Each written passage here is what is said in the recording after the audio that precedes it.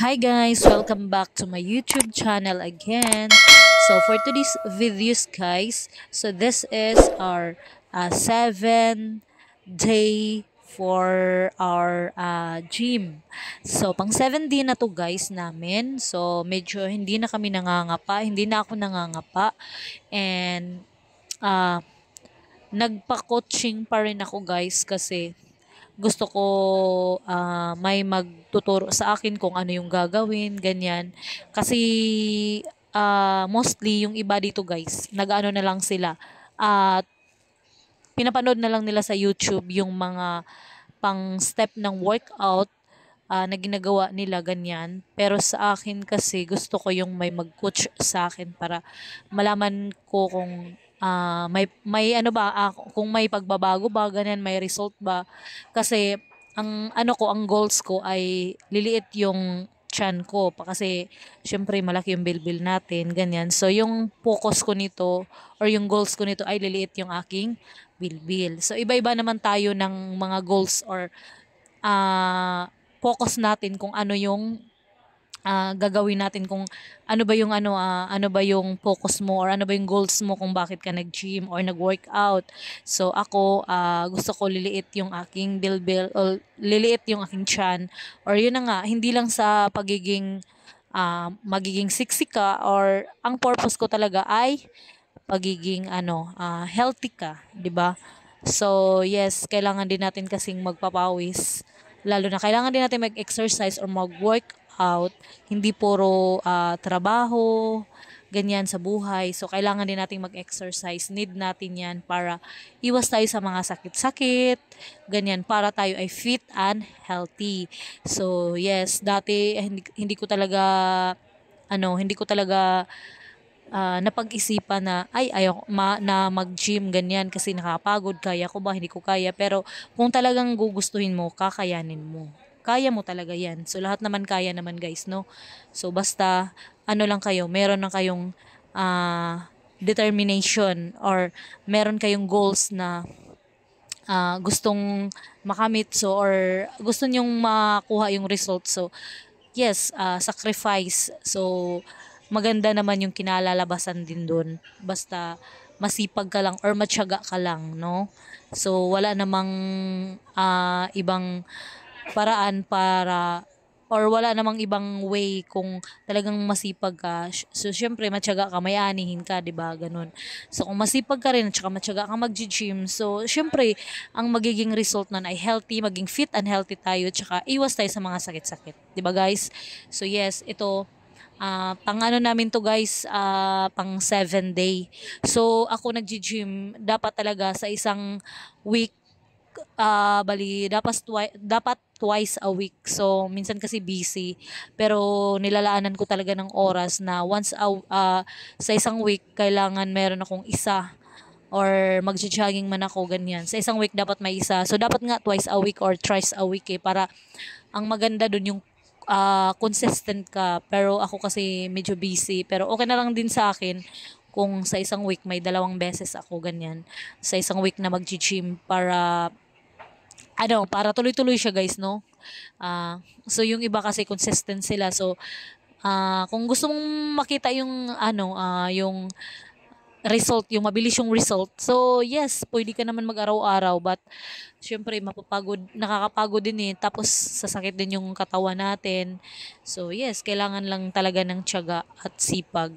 So yes, yan yung ginagawa namin. Tapos sunod lang kami sa coach kung ano yung mga instruction or ano yung step na dapat nating gawin or dapat namin gawin, dapat kong gawin. So yes, ano lang tayo guys, kung baga trust the process tayo, no? Para makuha natin or makamit natin yung ating gusto or purpose natin, no? Yes guys, so kayo guys, gym na rin kayo para para fit and healthy tayong lahat. So yes guys.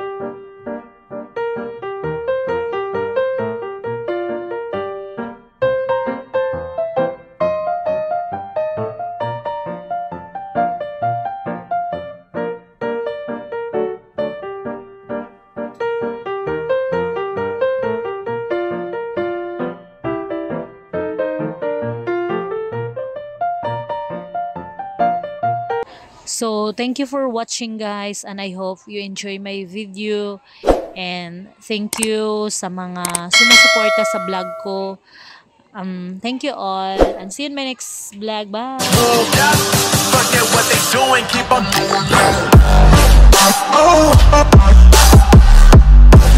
Oh,